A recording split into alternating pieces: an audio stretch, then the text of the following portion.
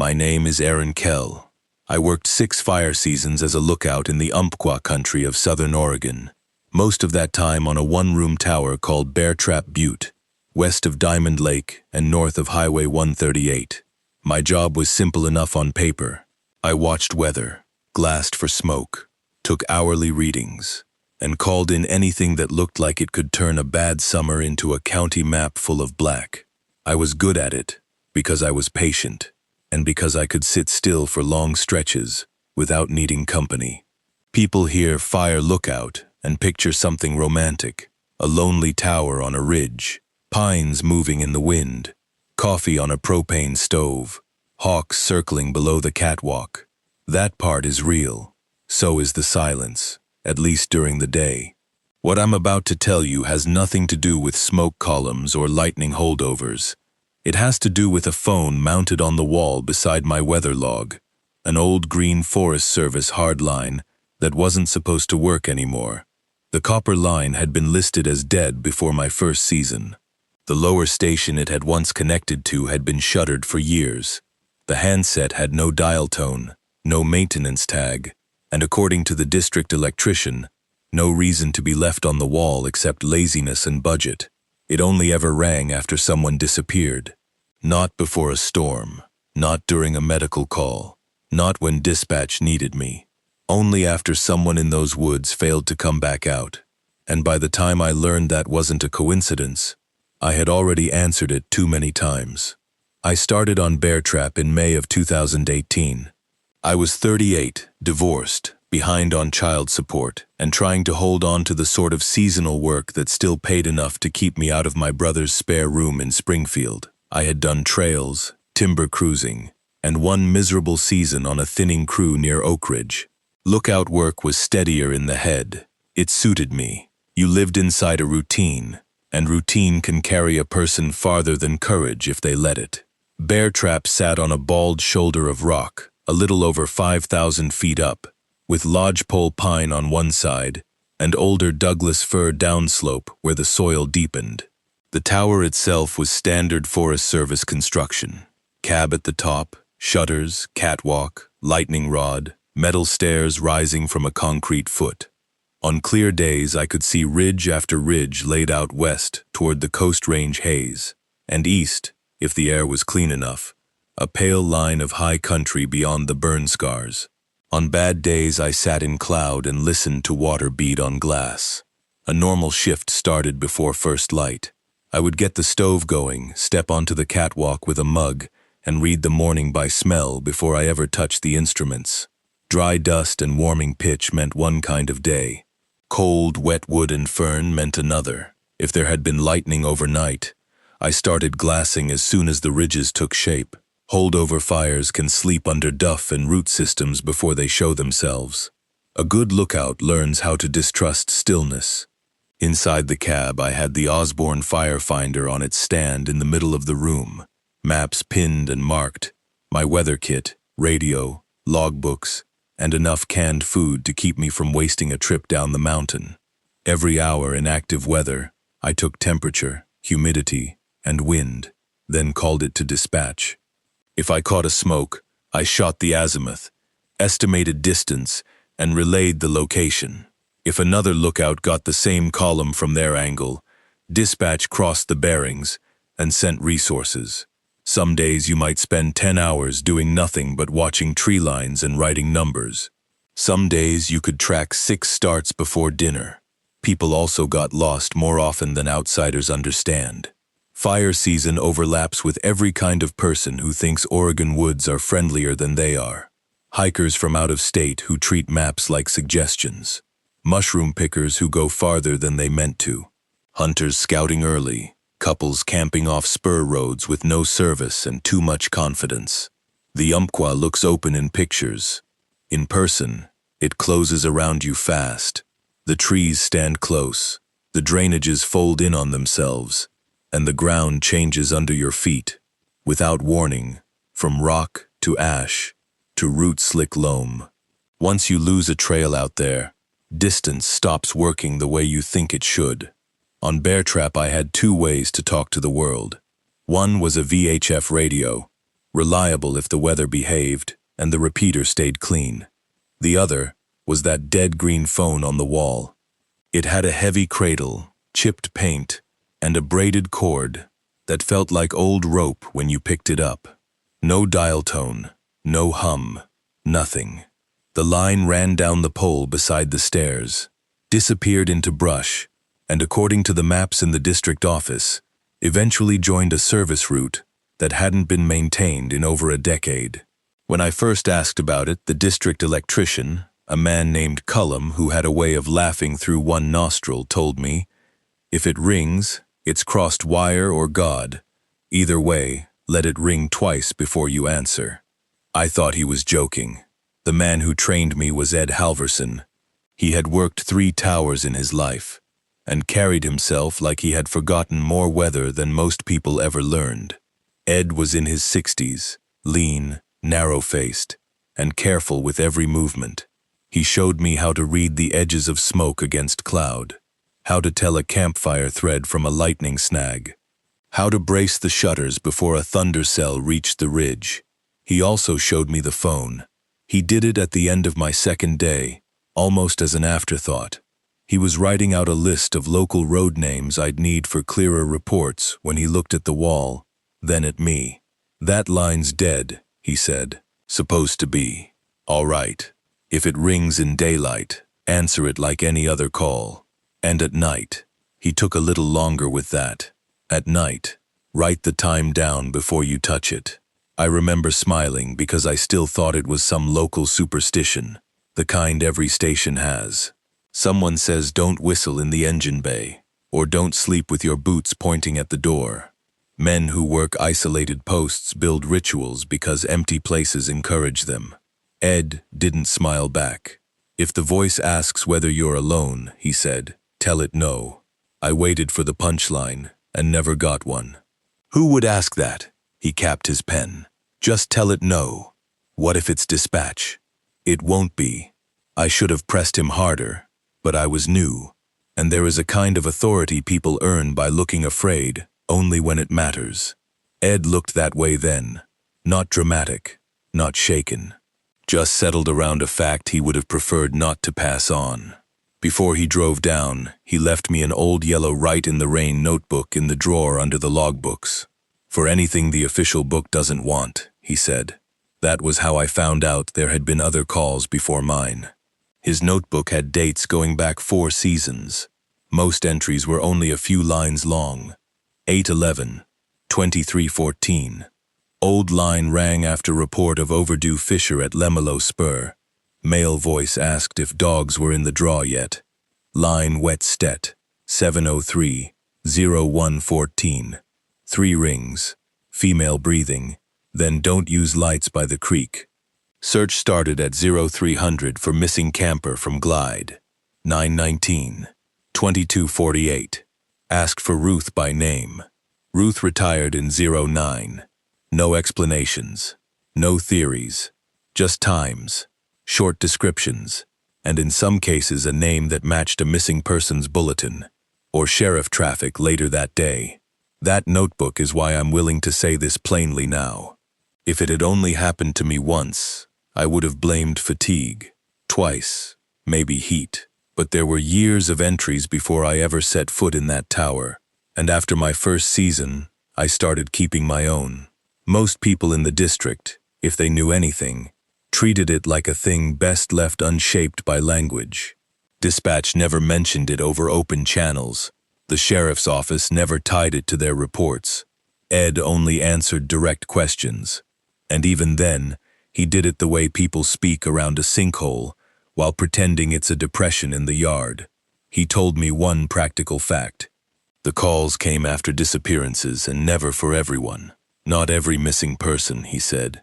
Just the ones from the old side. What old side? He looked west through the glass, toward the fold of country cut by Martin Creek and Coldwater Draw. If it matters, you'll figure it out. I wish he had been wrong. The first call I took came on July 12, 2018. A Thursday, hot enough by noon that the resin smell from the pines had a burnt sweetness to it. We'd had dry lightning 2 nights before, and I spent most of the day glassing snag pockets in old burns for smoke. Dispatch was busy. 2 small starts south of Steamboat had engines moving, and by evening we were watching a column near Fish Creek that never amounted to much. The kind of tired you get on a tower is not dramatic. It just accumulates. Sun through glass, tension in your eyes, listening for the radio between wind gusts. By the time dark settled, I had finished my last weather-a-bobs, checked the shutters, and eaten cold chili from the can, because I was too lazy to heat it. The mountain had gone quiet in that complete way it sometimes does, when the night air flattens everything below the ridge. No coyotes, no truck noise from distant roads, just the metal tick of the tower cooling. At 11:43, the green phone rang. It didn't buzz. It rang with an old mechanical bell that seemed too loud for the size of the room. I had just enough time to feel every hair lift on my arms before I remembered Ed telling me to write the time first. I put it down in the yellow notebook with a hand that already felt clumsy, then picked up the receiver on the second ring. There was no dial tone underneath the line, no open static the way you get on a bad connection, just a sound, like distant air moving through wet leaves. "This is Bear Trap," I said. A man answered at once, speaking low and clearly, like he had been waiting for me to finish. "I can't see the tower anymore." He sounded young, mid-20s maybe, out of breath, but not from exertion. More the way people sound after crying hard and getting themselves back under control. "Who is this?" I had it in sight a minute ago. His voice dragged a little on the last few words, as if his mouth was cold. "Tell them not to use my whistle." Something hit the side of the tower below me then. Not hard, just one metallic tap, like a ring against a railing. "Where are you?" I asked. He ignored the question. "There's a white tree split down the center. I'm under that. If they hear me, it won't be me." I remember standing up without meaning to, receiver tight in my hand, looking out into black glass that reflected my own face back at me. "What's your name?" The line filled with a wet crackling sound. Then he said, very calmly, "Don't let them come after midnight." The connection cut. I listened for another second, heard nothing at all, and set the receiver down. The room had that awful artificial quiet people talk about after an explosion, where you feel like sound itself has stepped back.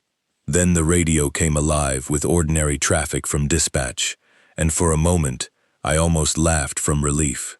The missing person report came through at 12:06. A trail runner named Tyler Vale, 26, overdue from a late afternoon run off an old user path above Martin Creek.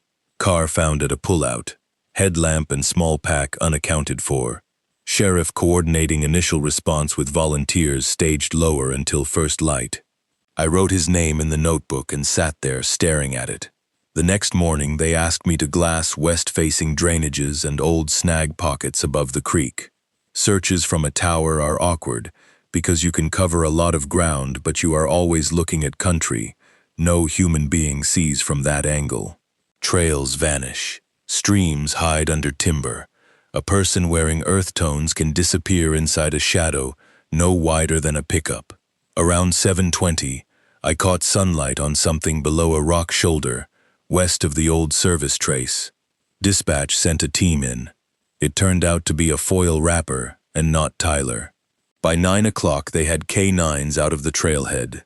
At 10:15 the handler reported the dogs balking near a dead snag stand in Coldwater Draw, circling and whining, instead of taking scent deeper.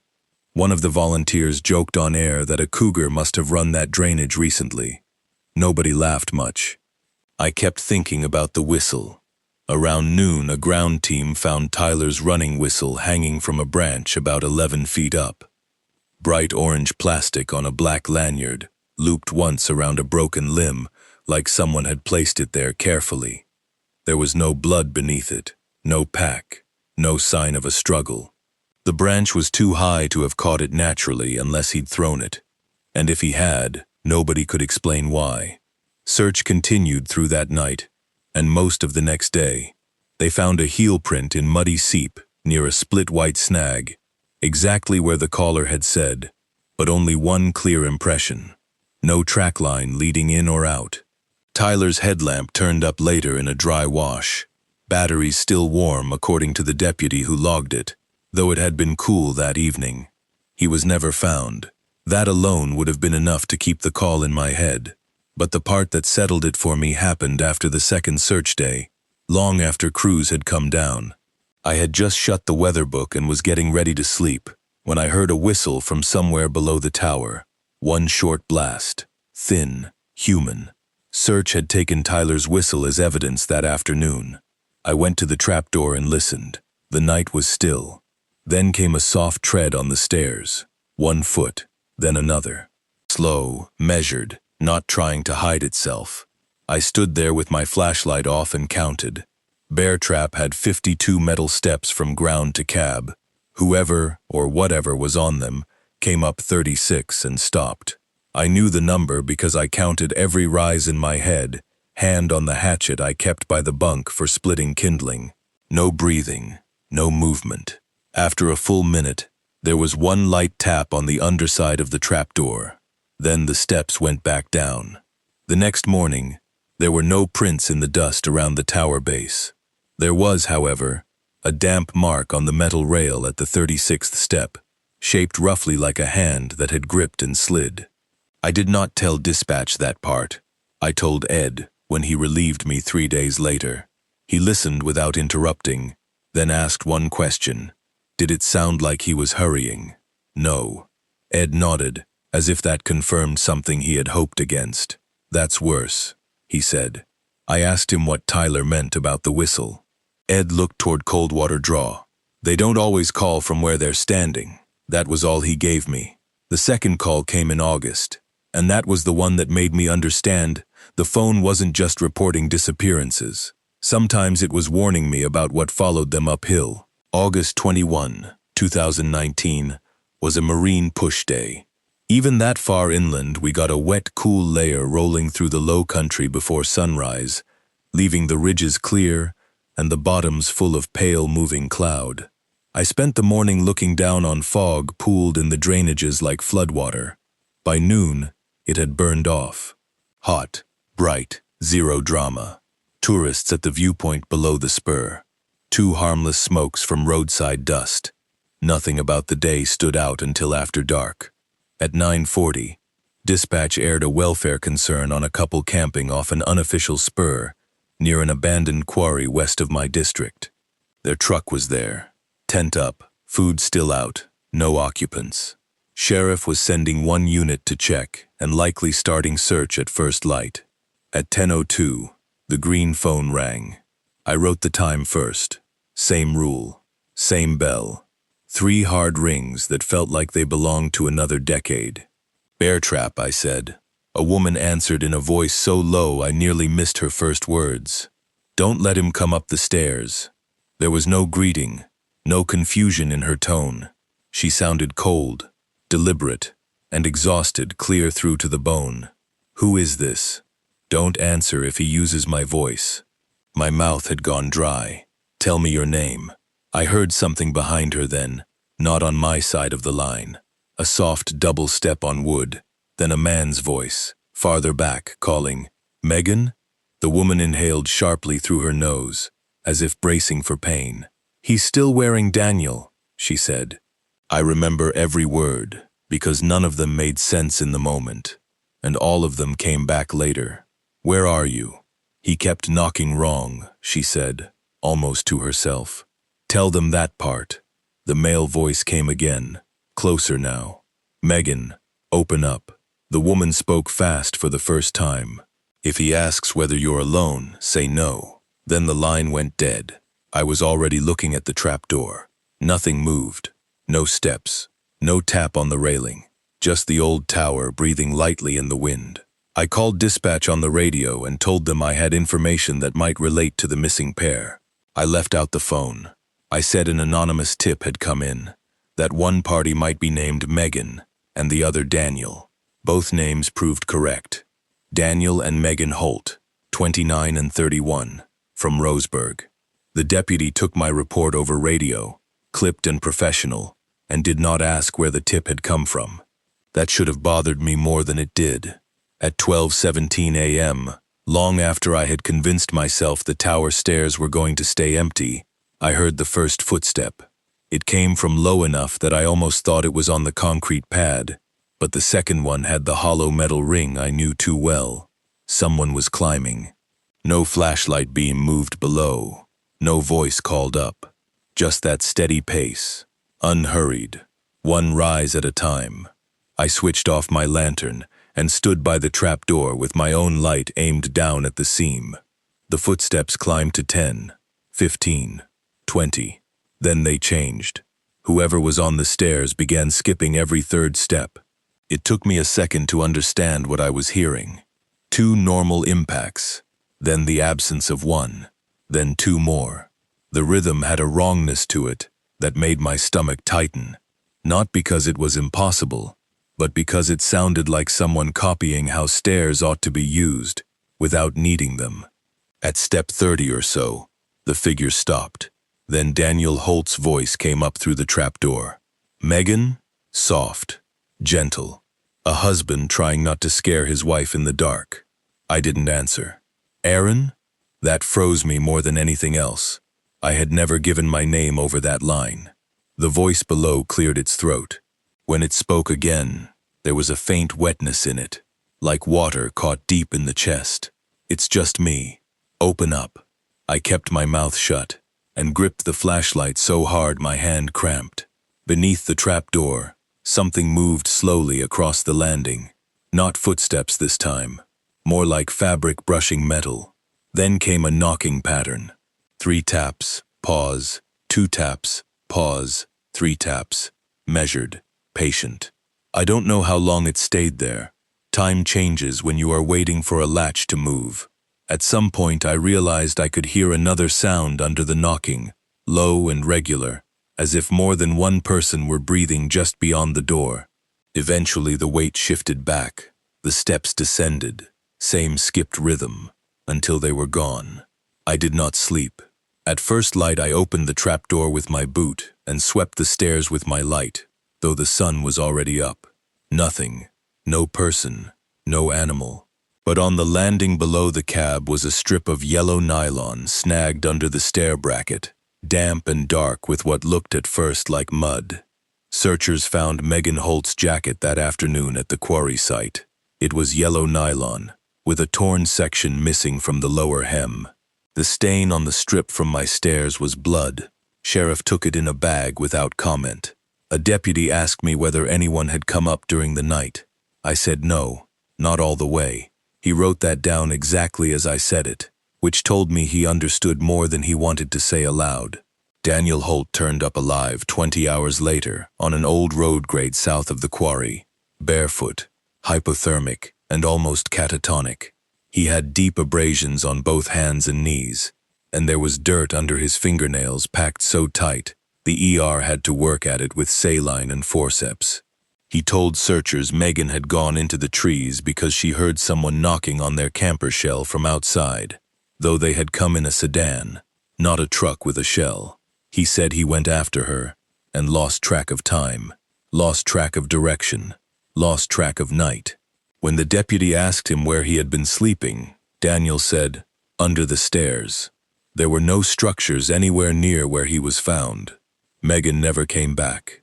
A week later, Ed came up to relieve me and asked whether the caller had said anything else. I told him about the phrase she used. He's still wearing Daniel. Ed turned very still. What? He asked me to repeat it. I did. He took out the yellow notebook I kept in the drawer and flipped back through his own old entries before finding one from 7 years prior. He handed it to me without speaking. Female caller after missing camper, 0026. That thing in the road has George's face, but it keeps the smile too long. I looked up at him. You knew this was happening. Ed rested one hand on the windowsill and watched the tree line instead of me. I knew it wasn't a person in the ordinary sense, he said. And I knew names don't matter much to it. What does? He waited a second too long to answer. Openings. That was the first time I considered leaving the job, not because of what I had heard, but because I understood there were layers to this nobody intended to explain. The district didn't pay enough to share a mountain with an unnamed thing that could use voices. But leaving a seasonal job is easier to imagine than to do, especially when rent is due and your daughter needs shoes before school starts. I told myself two things. First, the tower was still safer than the ground. Second, if I stayed practical, if I kept the phone as data instead of fear, I might learn the shape of the danger. That was the kind of reasoning that keeps men in bad country longer than they should stay. The third call came late in September of 2020, after Labor Day when the forest changes tone. Fewer tourists. More hunters scouting. Mornings colder, with the smell of wet duff returning to the shade. We also had smoke that year from fires elsewhere in the state, enough to turn the sunsets copper and put a constant sourness in the air. Visibility would go from 40 miles to 6 before noon, then clear again by evening. The missing man was named Raymond Bales, 62, retired logger out of Sutherland. He had gone in alone to scout elk sign off a gated spur he knew well. His wife reported him overdue after he missed dinner and failed to answer his satellite messenger, which later turned up in the cab of his truck with a dead battery. Bales was the kind of man search coordinators worry about because competence buys distance. If he was hurt, he could be a long way from where anyone started looking. The call came at 1:09 a.m. This time the line had a hiss under it right away, like rain on a tarp. A man spoke before I did. They brought up the orange already. The voice was old, rough, tired in a way I recognized from half the men who spent their lives outside. Raymond? No pause. That's not me they'll find. I sat down without noticing I'd done it. The lantern light made the window glass look black as slate. Where are you? At the wash below the snag line. He coughed, and the sound turned thick in the middle as if it passed through water. Tell them not to stop when they see the boot. What happened to you? I heard another noise on the line then. Not static, not breathing. A sort of slow, dragging scrape, repeating at intervals, like something being pulled over bark. Who's with you? I asked. He took a little breath. Nobody living. That was the last sentence he gave me, before the line filled with a terrible, distant sound I still don't have a clean comparison for. It reminded me of a bull elk bugle cut short and played backwards through radio interference. Then silence. I called dispatch immediately and passed the location piece as anonymously as I could. Wash below snag line in the west drainage. Likely old game trail access. They sent searchers there at first light. At 10:32 they recovered a body. The man was wearing an orange vest and one of Raymond Bales's boots. The other boot was missing. His face had enough damage from exposure and scavengers that identification was delayed. For 6 hours, everyone down below thought they had Bales. Around 4 o'clock that afternoon, a deputy with the sheriff's SAR unit called up to tell me they were shifting me off active glassing for the search, unless something obvious moved, because recovery operations had priority now, and weather was stable. He sounded tired, respectful, already halfway out of the conversation. Before he clicked off, he said, "You did good on the tip." I almost asked him whether he knew where my tip came from. I didn't. At 4:17, while they were still packaging the body for extraction, the green phone rang again. I stared at it for one full ring before answering. Same rain hiss. Same older voice, this time fainter. They found Walter. The name meant nothing to me. Raymond? A pause, then, "I told you that wasn't me." Search chatter on the radio crackled in the background from my own speaker, not the phone. Someone lower on the ridge was requesting line for a litter movement. I could hear the ordinary work of recovery happening while the impossible call continued in my hand. "Who's Walter?" "He was here first." The voice swallowed hard. I can hear them opening the bag. My scalp tightened. They were, at that moment, preparing the body for transport. "Where are you?" "At the edge, where the rocks sound hollow." His voice dropped further. almost too faint to catch. He keeps standing when they turn away. The dragging scrape came again. Then, I heard what I believed at first was wind moving across the mouthpiece. After a second, I realized it was whispering. More than one voice, speaking at once too low to distinguish. "Raymond," I said, "can you move?" A short laugh came back, but there was no humor in it. That would help, wouldn't it? The line clicked dead. I spent the next hour with binoculars glued to the west face, searching every wash, every deadfall line, every exposed patch of basalt I could reach from the tower. At 5:11, I caught movement on a spur of rock above Coldwater Draw. A person in orange, standing still among silver snags, too far for features. I called it in. A ground team redirected.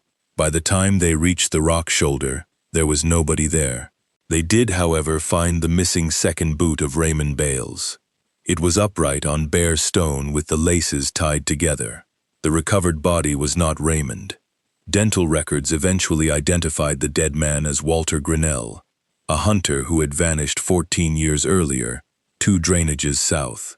He had been wearing Bales's orange vest over clothes that had no business remaining intact after 14 winters out there.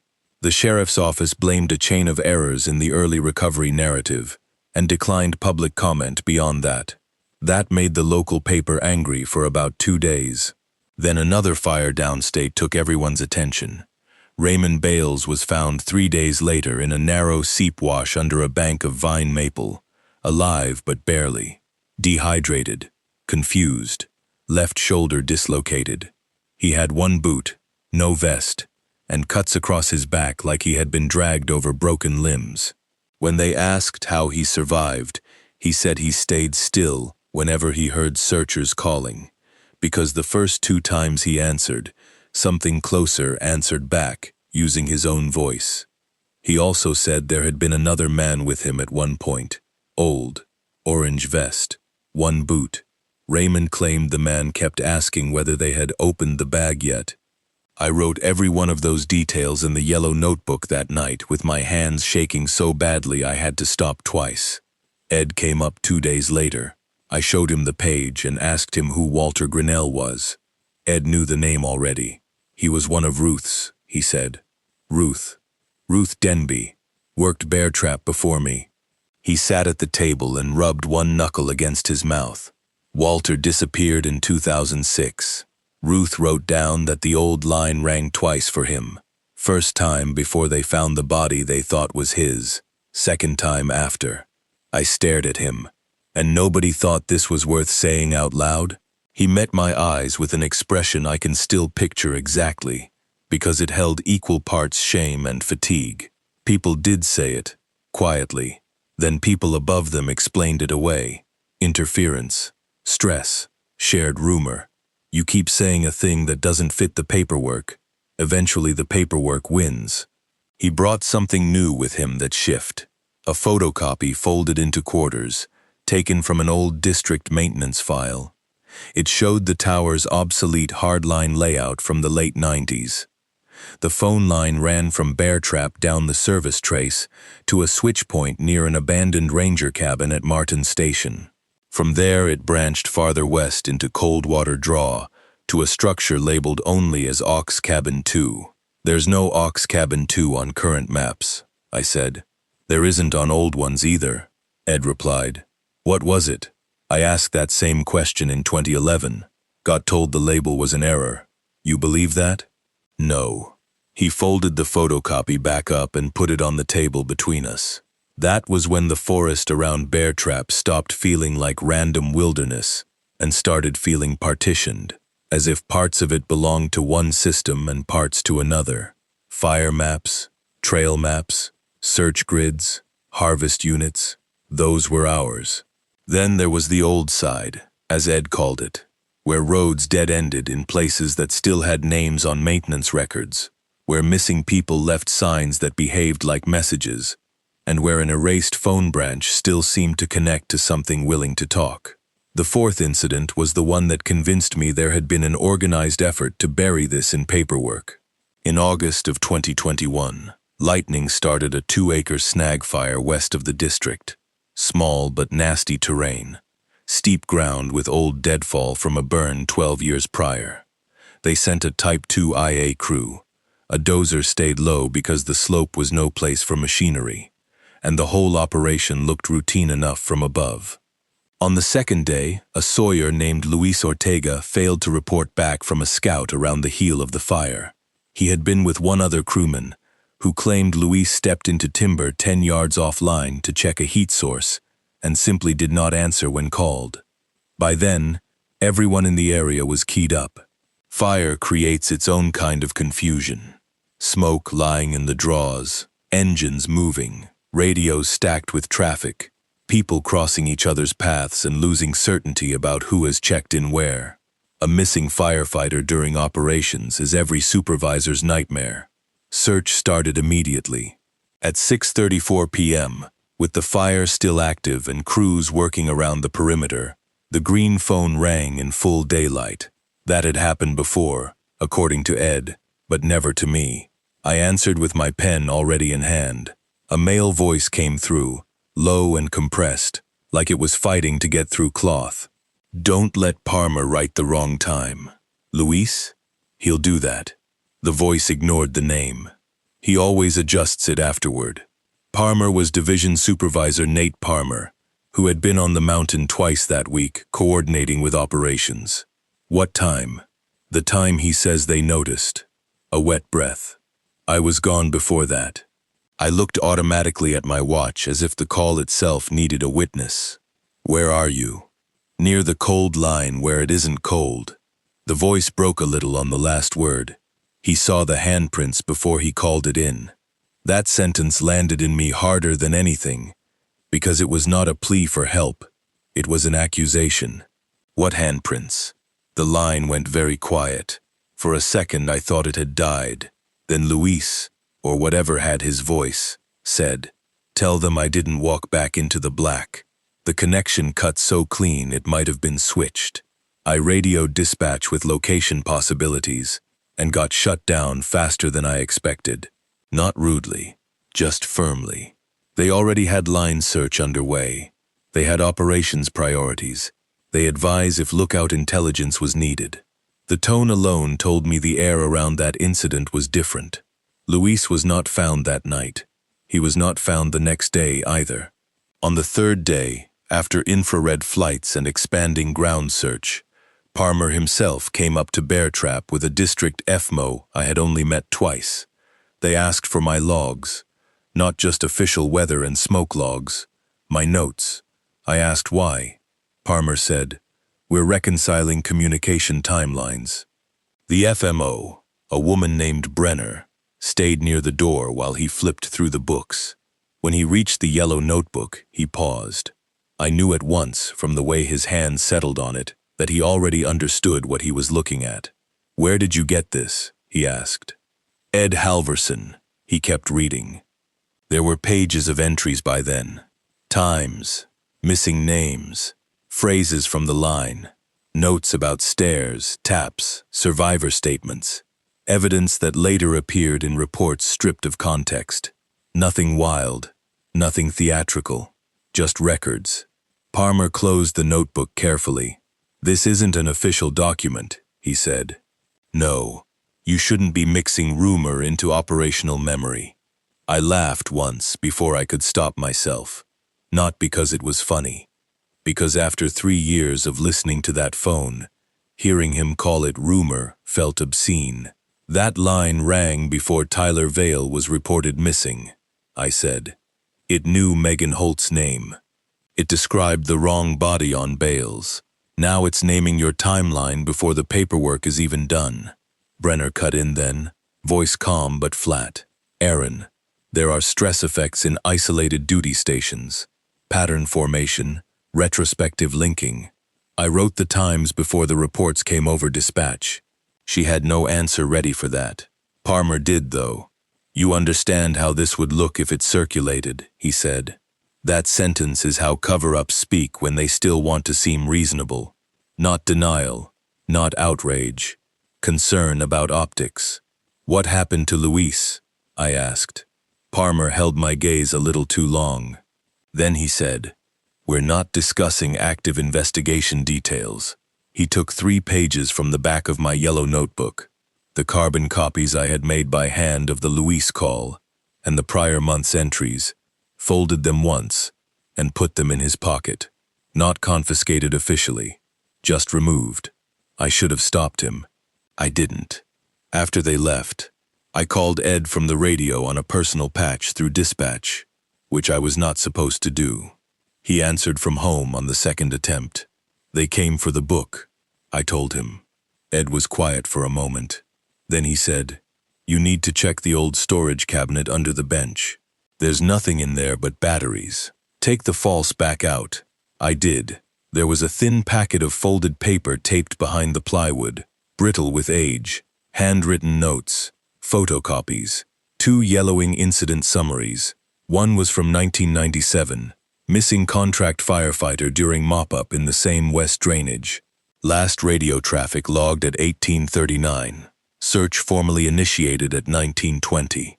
In the margin, in Ruth Denby's hand, someone had written, "Old line call at 1846. Don't let Haskins tell them he looked twice." There were more. A deputy missing in 2003 after late-night response to a stranded motorist on a forest road, later found empty. A biologist in 2010 who vanished while surveying owl habitat in the Coldwater unit. Each file had small discrepancies in reported timelines, as if the moment authorities realized a disappearance had occurred, had been shifted forward or back to make the sequence cleaner, less complicated, less haunted by advanced knowledge. Luis Ortega's body was recovered 5 days later in blackened timber, less than 300 yards from where line scouts had already passed. The official explanation was obscured visibility and difficult terrain. Men miss things in fire country. That part is true. What the official report did not include was that his Nomex shirt had 6 dark handprints across the back, each too narrow and long to match an adult man's hand cleanly, or that one of the crew members had told a deputy he heard Luis yelling from 2 directions at once on the first night. I learned those details from a volunteer medic who had no reason to lie, and every reason to keep quiet. 2 weeks later, I asked Brenner directly whether the district had prior records of anomalous calls associated with disappearances. She answered the way administrators answer when they are trying to close a door without admitting there is a room behind it. "There are legacy stories tied to old infrastructure," she said. "You are advised not to amplify them." That was it. Not false, not true. Advised. By then I had read all the papers from the hidden packet and copied what mattered into a notebook I kept at home, not in the tower. The pattern was broader than my seasons. The calls clustered around one section of country west of Bear Trap, especially where old roads crossed into Coldwater Draw and the Martin drainage. They frequently occurred before official acknowledgement of a disappearance, sometimes by minutes, sometimes by hours. They often referenced search procedure, dogs, lights, timelines, recovery handling, as if the caller cared less about rescue than about how the disappearance would be processed. And every now and then there was a line that suggested something else entirely. One from 2003. He smiled before he knew I wasn't the deputy. One from 2010. Don't count the one by the cedar if it isn't breathing. One from Ruth's last season. It keeps the voices warm. I stopped sleeping well after that. Not because I expected the phone every night, but because the forest below the tower no longer felt singular. In daylight I could keep the practical frame, bearings, fuel moistures, column heights. But after dark, when fog pooled low and the stairwell held sound too long, I would find myself listening for knocks, hidden inside the tower's normal settling noises. Still, I stayed. That's the part people always judge if I tell even the harmless version of this story. Why stay? Because life outside the story kept running. Because my daughter still needed money. Because a job you know can feel safer than the unknown, even when the known includes things that should not exist. And because by then I had started to believe the tower mattered, not just as my post, but as some sort of witness point. The calls came there for a reason. I learned that reason, or part of it, in my last season. The fifth and worst case happened in September of 2023. It began with Ed Halverson failing to arrive. By then he was retired officially, but still did occasional relief days for the district when staffing got thin. He called 3 days earlier to say he'd take my Saturday so I could drive down and see my daughter's school cross-country meet in Roseburg. We had done that kind of switch before. Ed was punctual in the old country way. If he said he would arrive by 0900, I could usually see his truck on the last spur by 0845. That Saturday morning, the ridge stayed empty. At 9:20, I radioed dispatch. No contact yet with Halverson. Cell coverage on his route was patchy, maybe vehicle issue. By noon, there was still nothing. Dispatch tried his home. No answer. By 1:15, they had a deputy headed to his house and another checking the spur road up to Bear Trap. At 1:42, the green phone rang. I was standing at the firefinder, plotting a dust plume from a rock truck when the bell hit. Full daylight, thin overcast, wind from the southwest.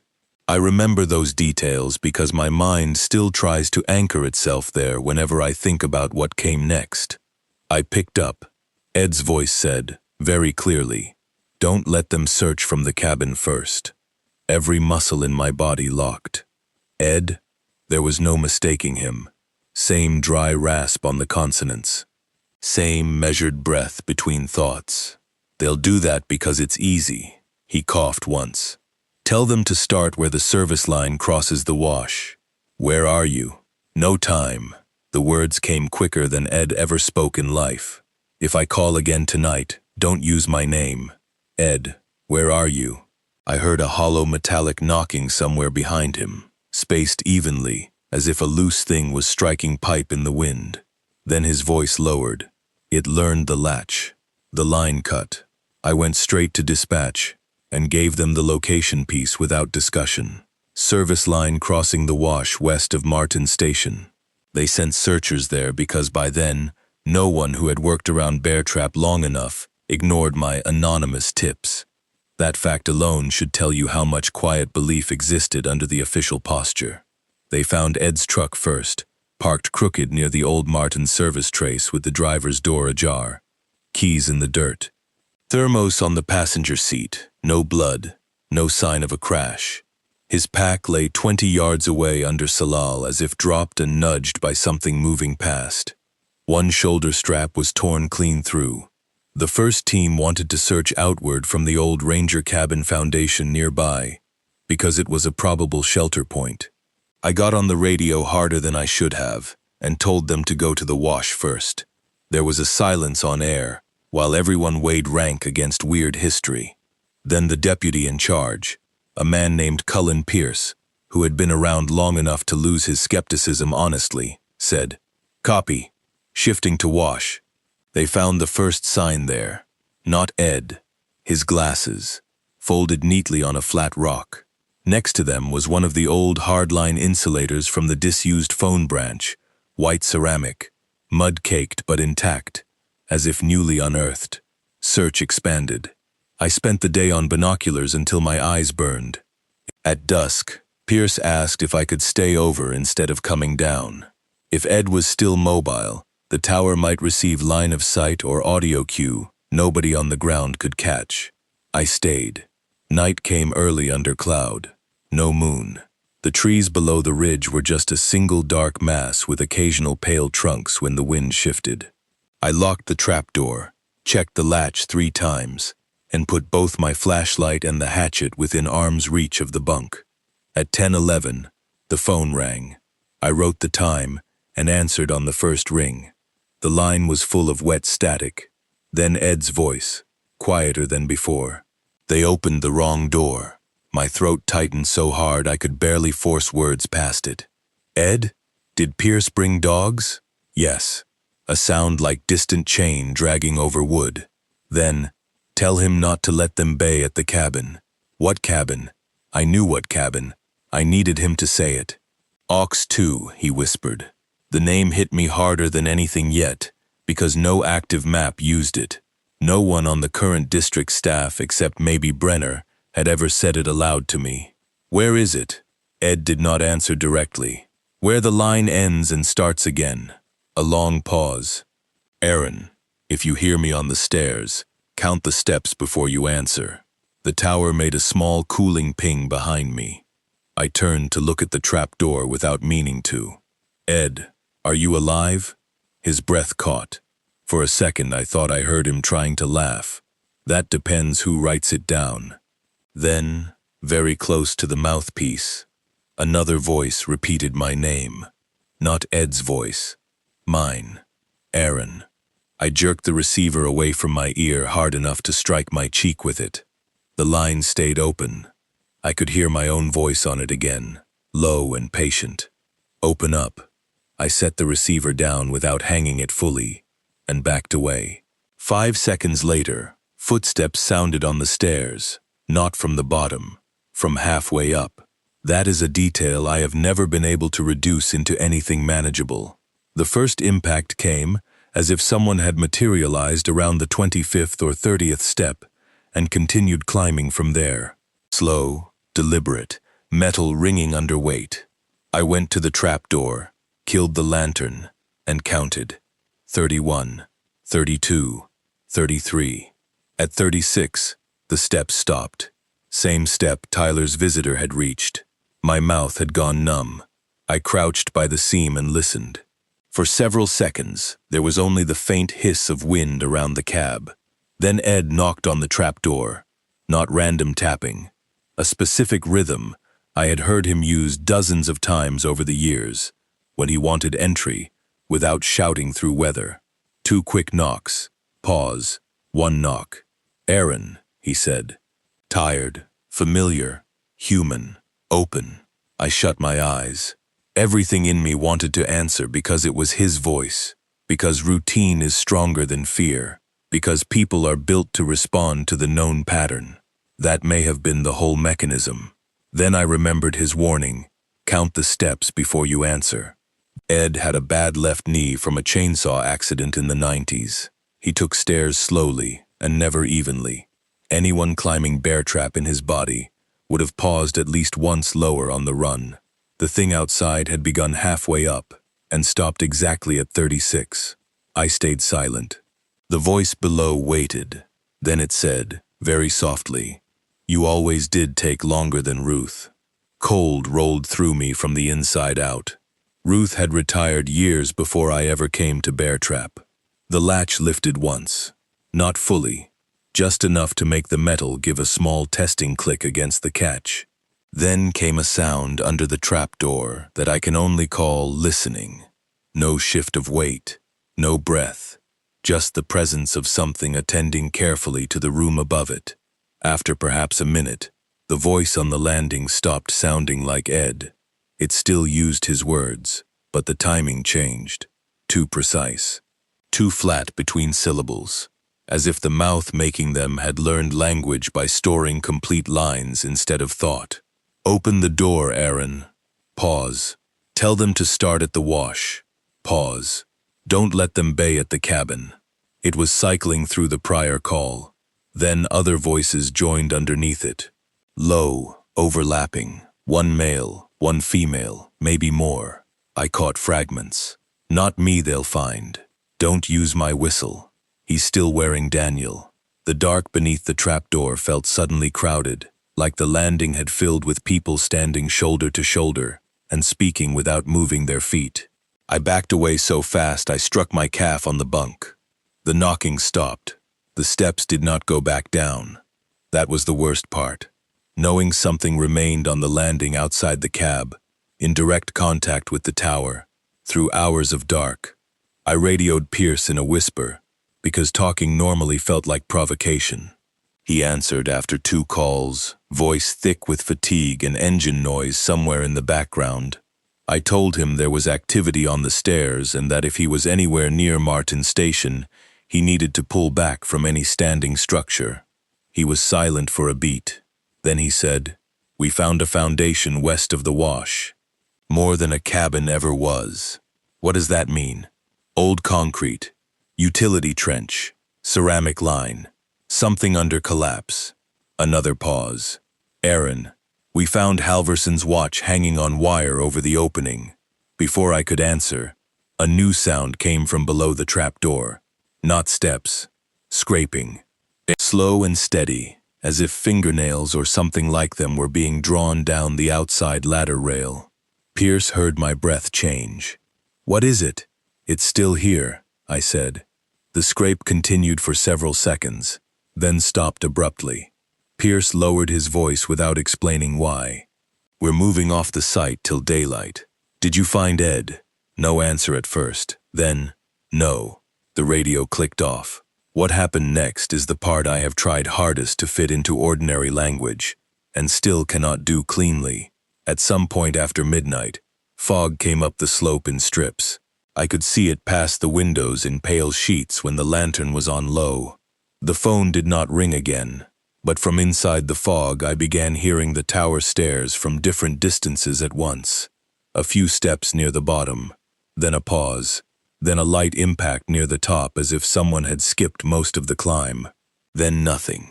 Then 3 quick steps descending that did not correspond to any ascent. It was not loud. It was methodical, experimental. A thing learning how to occupy the structure by sound. Around 2:30, I made the worst decision of my life, or maybe the only one available. I opened the shutter on the west side and took a full flashlight sweep across the trees below the tower. At first I saw nothing but moving fog and the silver gleam of dead snags. Then the beam passed over a small opening in the timber, maybe 80 yards downslope, and 6 people looked back at me. That is how it appeared. 6 human figures standing in a loose line among the trunks. No movement, no reflective eyeshine. Just faces and clothing pale in the beam. One of them wore orange, one wore a yellow jacket. One was too short to be Ed, and too broad to be Megan Holt, but had her stripped color on its body all the same. I jerked the light away instantly like a child afraid of seeing more, then forced myself to bring it back. The clearing was empty. At 4:12, the footsteps finally descended in a complete sequence, all the way from the landing to the ground. 52 steps, counted, real, unhurried. At dawn, Pierce radioed that they had located Ed. Alive, technically. That was the word he used. They found him wedged in a narrow service trench beyond the collapsed foundation west of Martin Station, half covered by wet fir needles and old boards. Hypothermic, conscious only in flashes, no major blood loss. Deep pressure bruising around both wrists and upper arms, as though something had held him very tightly, without claws or rope. He kept trying to tell medics to shut the trapdoor before they moved him. I went down with relief 2 hours later and met them at the district office because Pierce asked me to. Ed was on oxygen, skin gray under the stubble, wrapped in hospital blankets in the back of the ambulance before transfer. He saw me once, really saw me. Did it use the knock? He asked. I said yes. He closed his eyes. Then it's learned enough. That was the last coherent sentence he ever said to me. He had a stroke in the hospital that night. Whether from exposure, stress, underlying history, or simple bad luck, I can't say. He died 2 days later without regaining clear speech. The district shut Bear Trap for communications retrofit within the week. That was the official phrase. They removed the green phone, the visible hard line, and part of the interior wall paneling around the mount. Brenner told me the tower would reopen next season after safety updates. It never did. Staffing, budget, infrastructure. Those were the reasons given publicly. Before they closed it, Pierce did me one kindness. He let me see the recovery photos from the Martin site without making a record of it. The collapsed foundation they had found was not just a cabin remnant. Under the brush and rot, there had been a larger concrete pad with anchor bolts, trenching for utility lines, and a partially buried switch, housing for old communications hardware. No standing walls, no roof, but enough footprint to prove some sort of structure had existed there, off record or off map. On the concrete, protected from weather by the collapse, they found marks in the dust and old needle mold, not animal tracks, bare human footprints. Dozens of them, different sizes, some small enough to belong to children, some long and narrow in a way that made Pierce say only, "I don't like looking at those too long." Mixed among the prints were drag lines leading toward the trench where they found Ed. There was one more detail. In the switch housing, where no powered equipment remained, searchers found a cluster of objects packed into the empty cavity behind a rusted panel. A whistle on a black lanyard, a cracked pair of glasses, one orange vest zipper pull, a sheriff's badge backplate from an older style issue, 3 buttons from a yellow nylon jacket, evidence items, or items like them, things connected to missing people across years. How they got there, I can't explain. Some had supposedly been logged elsewhere, some should have degraded, some belonged to cases never publicly linked to Coldwater or Martin at all. Pierce asked me then, very quietly, did the callers ever sound like they wanted help? I thought about Tyler, Megan, Raymond, Luis, Ed. No, I said, not exactly. What did they want? I looked at the photo again, at the packed dark cavity, where lost things had been kept together, inside dead communications hardware. They wanted the record straight, I said. That answer satisfied neither of us. I never worked another season on a tower. The district offered me trails work the following spring. I declined. I took a county job for a while inspecting culverts and drainage damage after storms, then moved north. I still spend time outside. I still trust weather more than people, but I do not sleep well in elevated places anymore, and I cannot hear a metal stair ring under a boot without counting. Ed's notes, Ruth's copied pages, my own notebook, and the unofficial material Pierce let me remember all point in the same direction, though not to a clean conclusion. Something in that west country around Martin Station and Coldwater Draw pays attention when a person becomes unaccounted for. It listens for the moment a life slips out of the ordinary chain of witnesses. Then it uses the old line to make contact, not to save them, and not, I think, to torment the living for pleasure. The calls were too procedural for that, too concerned with who searched where, who wrote what time down, what body got named, which evidence was handled, whose voice was trusted, as if disappearance itself was not enough, as if something there needed custody. I still check Oregon missing persons bulletins more often than I should. Old habit. Every now and then, a county east or south of where I used to work posts a hiker overdue, a hunter not returned, a car found at a trailhead with keys left in the dirt. Most of those cases will have ordinary endings, if they have endings at all. Weather, injury, bad decisions, rivers, cliffs, cougars, human violence. The woods do not need help taking people, but sometimes I see the location and feel the base of my spine go cold. A west drainage, an old spur, a folded piece of country near a decommissioned line nobody uses anymore. On those nights I keep my own phone on the far side of the room. It has never rung the way Bear Traps did, not once. What has happened, 3 times now, is that I'll wake just before dawn, certain I've heard a mechanical bell from very far away, followed by the clear memory of someone pausing outside a door they already know how to open.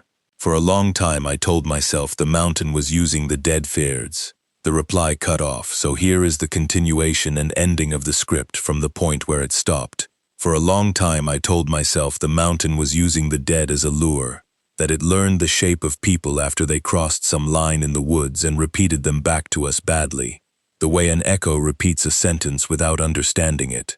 That explanation held for a while because it was still close enough to nature to be bearable.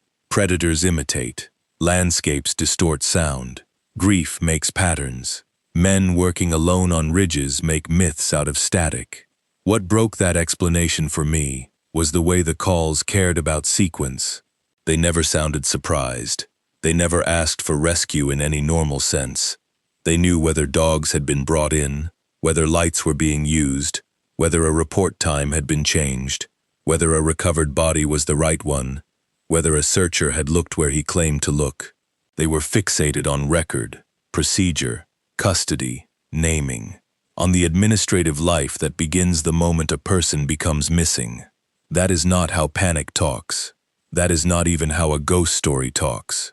It is how something speaks, when disappearance is not an accident to it, but a transfer. I didn't come to that thought all at once. I came to it the way men come to weather, by watching the same sign recur, until denial starts to feel childish. The old line did not ring because people were lost. Oregon is full of lost people every year, and most of them never touched Bear Trap in any way. It rang when a certain kind of absence opened in a certain kind of place. West drainages, dead infrastructure, ground that still held the footprint of things the maps had stopped admitting were there. After Ed died, I tried to do what sensible people do. I boxed the notebooks. I put the copied maintenance map and Ruth's notes in a sealed envelope and shoved it under winter gear in the back of a closet. I stopped reading the district bulletin boards online. I told anyone who asked that I had gotten tired of seasonal work and wanted year-round pay. That part was true. It just wasn't the whole truth. For 6 months after leaving Bear Trap, I woke at almost the same time every night.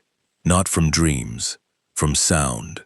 Sometimes it was the clear mechanical memory of the green phone's bell, so vivid that I would sit up before I was fully conscious and reach toward the wrong wall. Sometimes it was metal stairs, one deliberate footfall followed by 2 seconds of nothing, as if the thing climbing was still choosing whether to honor the next step.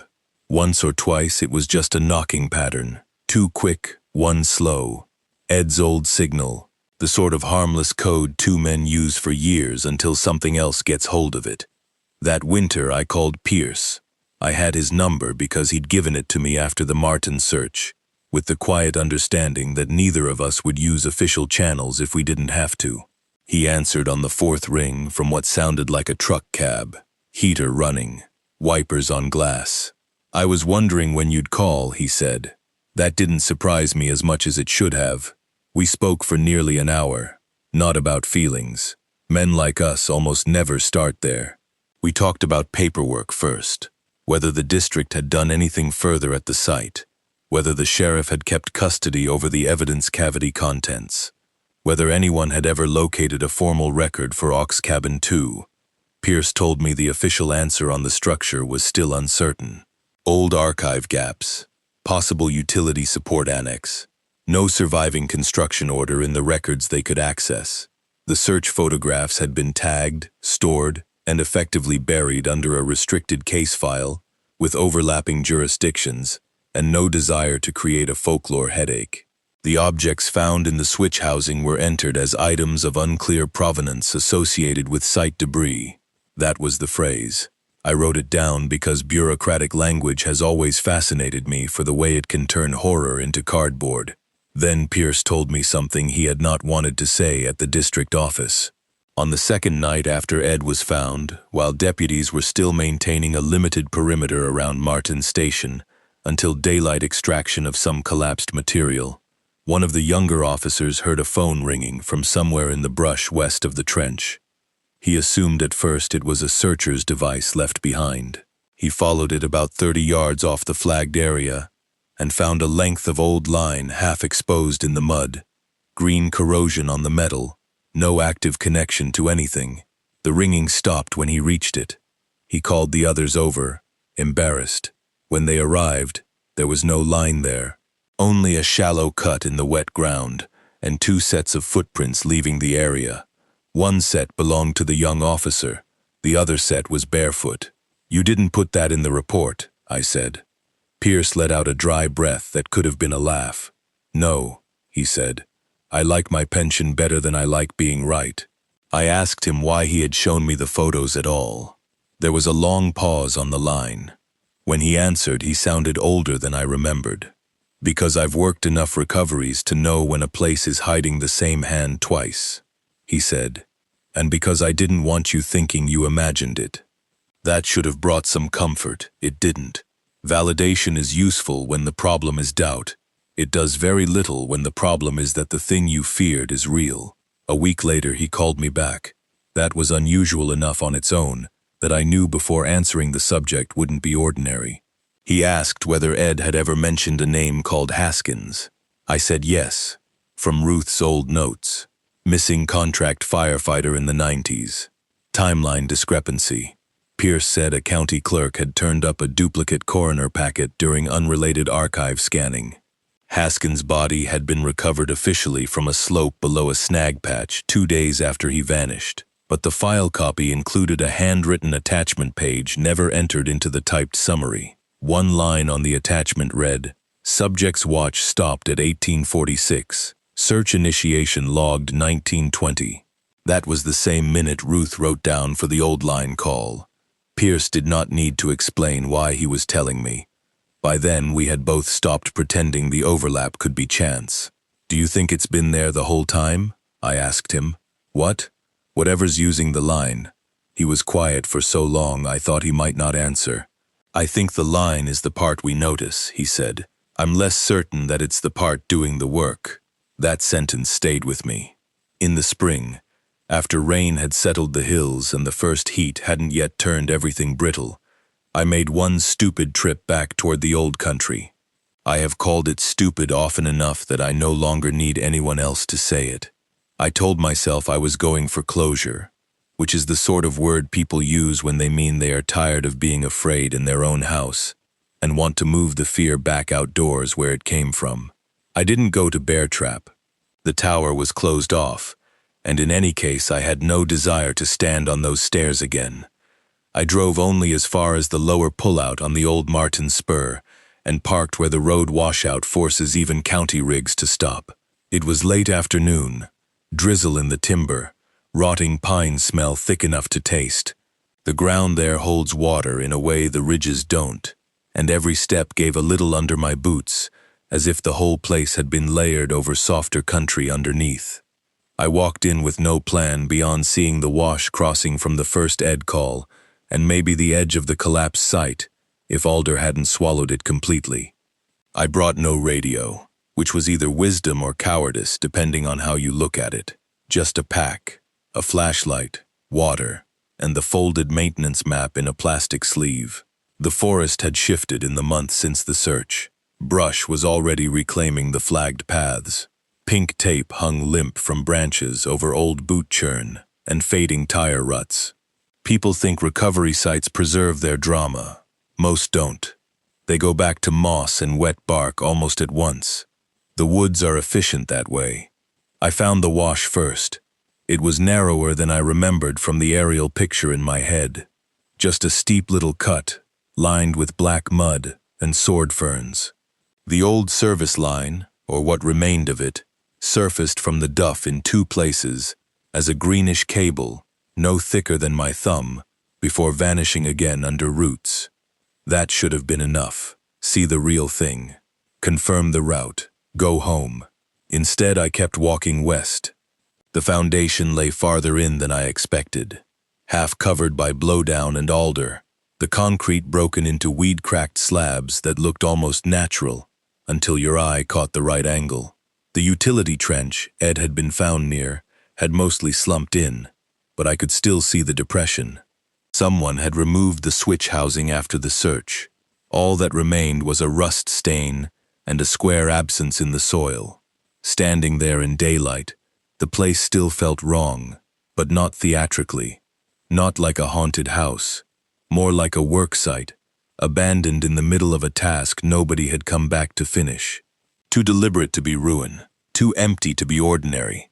I took out the map, matched what I could, and noticed something that hadn't stood out when I first saw the photocopy in the tower. The line did not simply end at Ox Cabin 2. There was a notation beyond the cabin spur, faint, nearly obscured by a fold in the copy. I had missed it before, because the ink was thin, and one corner of the paper had darkened with age. I flattened the sheet against my knee and read it twice to make sure. Test loop. Do not energize after cutover. No destination. No explanation. Just that. I wish I could tell you I understood what it meant. I didn't. What I did understand was that communication infrastructure, especially old rural government infrastructure, does not get extra loops without purpose. Somebody had needed a branch beyond the place the maps were willing to name, and somebody else later had wanted that branch left dead. While I was still looking at the note, I heard a bell ring once in the trees behind me.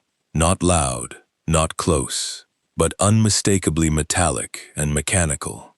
I turned too fast and nearly went down on the slick concrete. Nothing there, just alder stems, fir trunks, dripping huckleberry brush. No building, no post, no vehicle, no line visible above ground. Then I heard a second sound, farther off. A whistle. One short blast. I backed out immediately, map shoved under my arm, boots sliding in mud, because I had lost whatever patience I still owned. I did not run at first. Men in the woods learn early that panic breaks ankles. I moved as fast as the ground allowed, eyes on the flagged route, trying to keep my breathing even. About halfway back to the wash, something knocked on wood to my left. 3 taps. Pause. 2 taps. Pause. 3 taps. The same pattern I'd heard outside the tower landing years before. I stopped because every part of me wanted to verify direction, and that instinct may be the most dangerous one I have. I listened. No second knock came. No movement in the brush, just drizzle ticking from cedar tips, and the wet hush of water in the cut. Then my own voice said, not 20 feet away in the trees, this way. I left any dignity I had in that drainage and got back to the truck as fast as a middle-aged man can move, on slick ground, without dying of stupidity. I locked the doors the second I was inside, which is a useless gesture against a voice in the woods, but a very human one.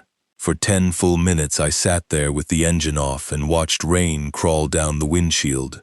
Nothing followed me out. No figure stepped onto the road. No hand touched the glass. The forest simply resumed being wet and patient, the way it must look to everyone who has never been taught how to listen to it. That was the last time I went near Martin. I didn't tell many people about that trip, not Pierce, not my brother, certainly not my daughter. I had already decided the family version of my years on Bear Trap would remain simple. Dad watched for fires. Dad got tired of being gone all summer. Dad found a better job. Children do not need the true reasons adults stop going certain places. Years passed, enough that the edge of things should have dulled. Some of it did. I stopped waking every night. I stopped automatically tracking every storm cell over the Cascades. I stopped keeping boots beside the bed, like I expected to be called to a tower before dawn. Ordinary life has a way of growing over whatever you don't feed, and for a while I believed I had starved the memory down to something manageable. Then, in October of last year, Pierce mailed me a photocopy with no note. Not emailed, mailed. Old habit maybe, or caution. The copy was of a missing persons bulletin from Douglas County for a man named Eli Warren, 44, overdue from a solo weekend near a dispersed camp west of the old Martin roads. Vehicle located, search pending. Nothing in that was unusual, except the tiny handwritten mark Pierce had added in the lower margin. 0306. Ring heard at substation desk by clerk. No connected line present. I called him that night. He picked up on the first ring and said, before I could speak, I knew you would. What happened? Man still missing. And the desk? County had moved offices years earlier. The substation clerk who heard the ring was working in a prefabricated admin trailer that had never had a hardline installed. She reported hearing an old mechanical bell from the evidence room side, went to check, found nothing, and then discovered a property envelope on the floor beneath shelving. The envelope had been sealed for 12 years. Inside was a whistle on a black lanyard. Tyler Vale's whistle had supposedly remained in sheriff evidence before later transfer. I asked Pierce if the clerk knew the name on the envelope. She didn't until after, he said. After what? After she opened it and there was no whistle inside. I sat very still after that. It is one thing to tell yourself the phenomenon belonged to one mountain, one dead tower, one line nobody maintained. It is another to learn that once enough time has passed, the structure may no longer matter. Pierce said he was retiring for real at the end of the month. He sounded relieved but not hopeful. Before hanging up, he asked whether I had ever come to a final opinion about what the calls were. I told him no. That was true, but it wasn't complete. The fuller answer is that I have too many opinions and none of them are good. On my better days, I think the calls are residue from the missing themselves. Impressions left in some medium we accidentally strung copper through, their last coherent need being not rescue, but correction. A demand not to be processed wrong, not to be replaced by the wrong body, the wrong time, the wrong story. There is something almost pitiable in that. On my worst days, I think the voices are not the missing at all. I think something in those woods notices the moment a person slips loose from the web of witnesses around them, and it begins learning them immediately. Their phrases, their relationships, their practical concerns, their voice under strain. Then it speaks just enough truth to keep us listening.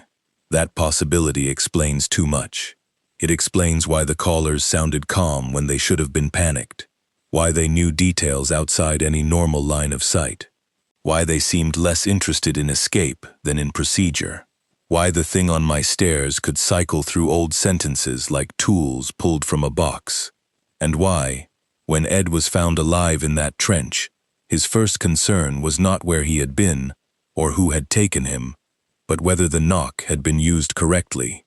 If imitation is part of the process, then the voice on the phone may be the same thing as the figure by the tower, only using whichever door opens easier. I still have the notebooks, Ruth's copied pages too, and Ed's yellow one with the soft, warped cover. Sometimes, against my better judgment, I read them through from the start. What strikes me now is not how frightening the entries are, but how dry they become under repetition. Date, time, weather, name, phrase, outcome. People can normalize anything if it arrives often enough, and never gives them a clean body to point at in daylight. That may be the ugliest part of all. Not the voices, not the stares, not the buried objects or the false timelines. It's how quickly institutions learn to live alongside a whole so long as they can keep the paperwork neat around it. If you spend enough years in public land work, you learn there are places on maps everybody uses and places everybody quietly routes around. Sometimes the reason is simple. Washed-out road, unstable slope, old chemical dump. Sometimes it's because too many bad things happened there for too long, and nobody wants to be the person who says that reason out loud in front of a budget committee. Bear Trap is gone now, as far as staffing goes. Maybe the structure still stands. Maybe it doesn't. Maybe the ridge finally got enough wind and neglect to do what fire never did. I haven't checked. I don't intend to. But I do know this. When Tyler Vale vanished, the caller warned us about the whistle. When Megan Holt vanished, the caller warned me not to trust the voice on the stairs. When they recovered Walter instead of Raymond, the caller cared about the bag being opened. When Luis Ortega disappeared on the fire, the caller cared about the written time. When Ed went missing, the caller cared whether the search would begin at the wrong structure and whether I would answer to the right knock. All of those things have one feature in common. They concern the moment when the living decide what has happened, not what happened, what gets decided. I used to think the calls came after someone disappeared, because that was when the missing still had one last chance to tell us where to look. I don't think that anymore. I think the calls came after someone disappeared, because that was when something in those woods started arguing over who got to keep them.